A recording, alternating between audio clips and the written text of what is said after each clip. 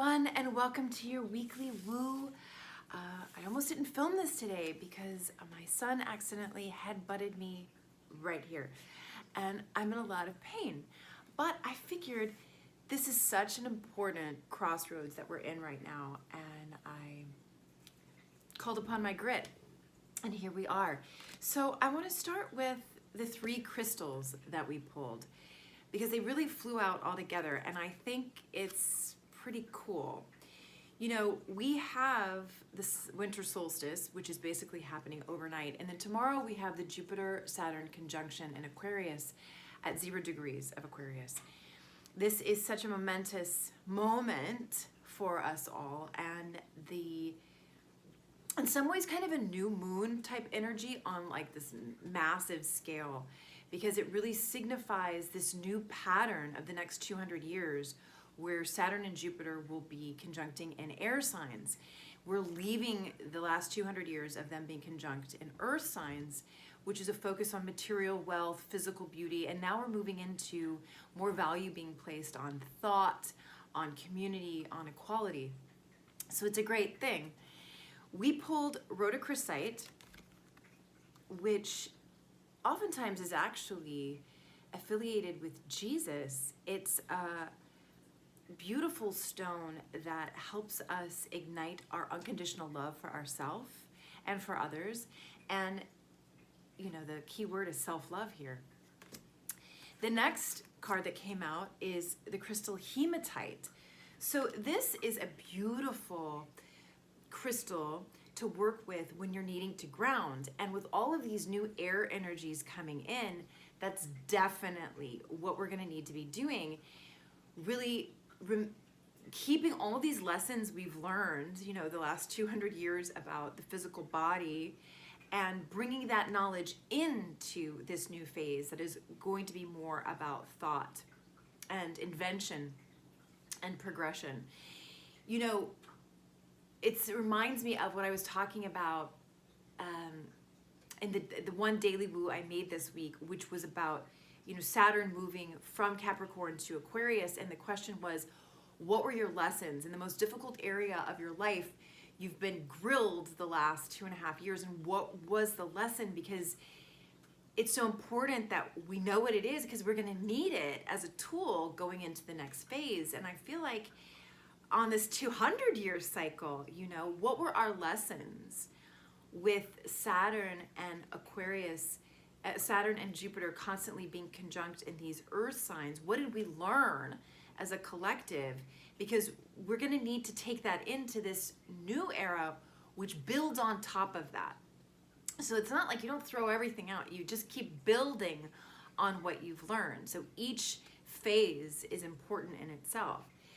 So hematite definitely helps, it reminds us that in these times of transition and this new energy coming in, to really harness it, you have to stay practical. You have to continue to take care of the body and to ground the body. And a way I do that is by breathing in, as if I'm, you know, taking in all this cosmic energy through my crown. I breathe in, and I exhale. I take that energy down my body and put it into the center of the earth. So it's inhale in, exhale, all the way down into the center of the earth. And that's a way to literally ground these intensive waves of light that we are experiencing. And the other beautiful card, look at that. I mean, I love pink, is Morganite. This is another card about love, and specifically, you know, understanding that the love we experience, it's not just about romantic love, but really calling into focus our relationship with each and everything, person, place, experience in our life. And that it's our choice to bring love to all of those experiences, to all of those people, places, and things. You know, like you have a relationship with your body. You have a relationship with your home. You have a relationship with your car, right? You have a relationship with your children. You have a relationship with your dreams, right? You have a relationship with what you're wearing, your clothes, your jewelry. The idea of looking at everything as relationship and then infusing love in all of those relationships. And that is very much Aquarius, right? That energy of looking at everything with this sort of equal, unconditional love. Now, our plant allies, again, too, right? It's a bounty. There's definitely abundance in the air. We got calendula, which is actually, we've received this before, and we got nettle. Key word for calendula is brighten.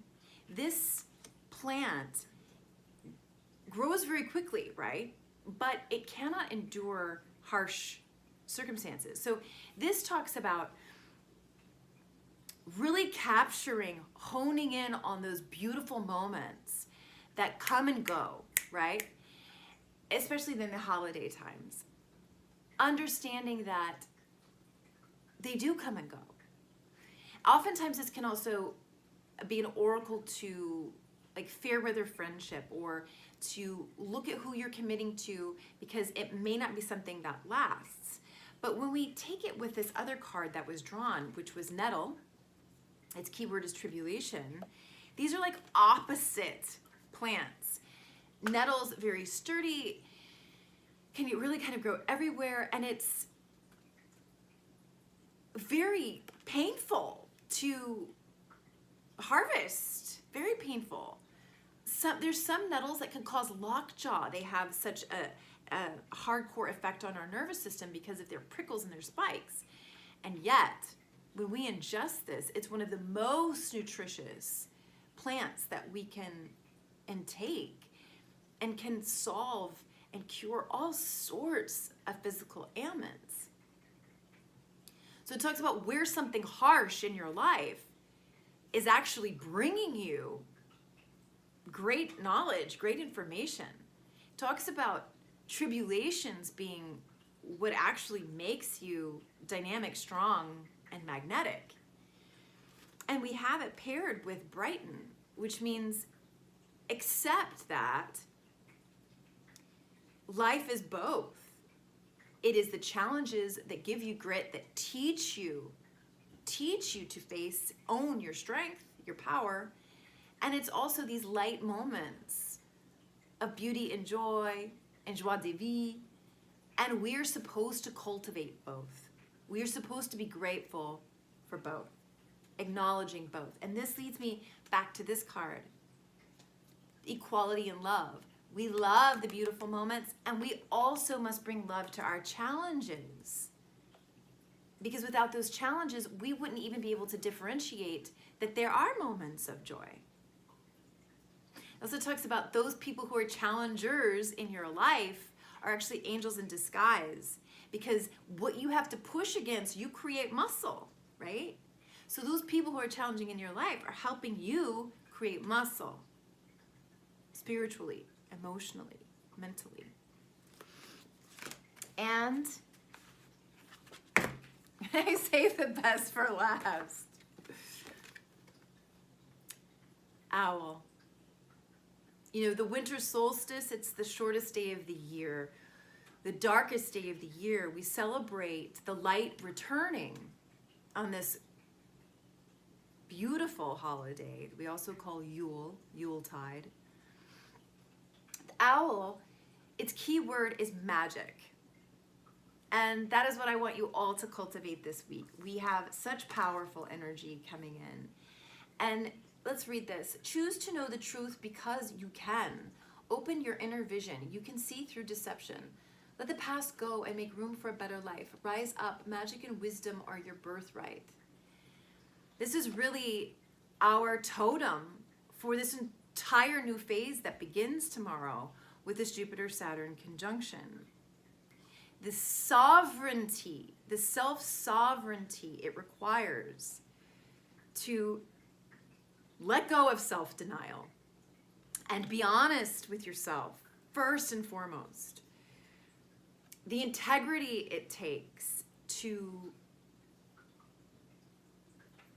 Be truthful about what you really want. Facing the fear that perhaps you may not get it, right?